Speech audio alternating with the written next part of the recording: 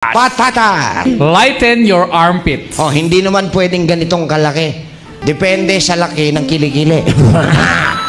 Hindi ba pwede yung At hindi po ganito, i-grate nyo. Alam nyo yung cheese grater? So, i-grate nyo at kukunin nyo po pagkatapos nyong maligo. Kung may oras ko nasa bahay, ha?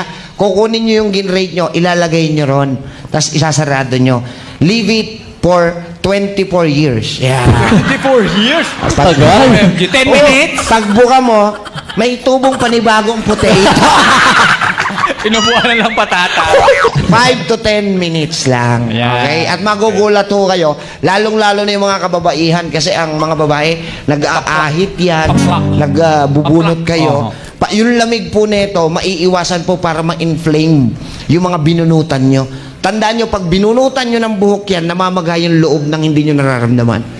Pero namamaga. Kaya minsan yung iba nararamdaman, para mahapdi, para makati.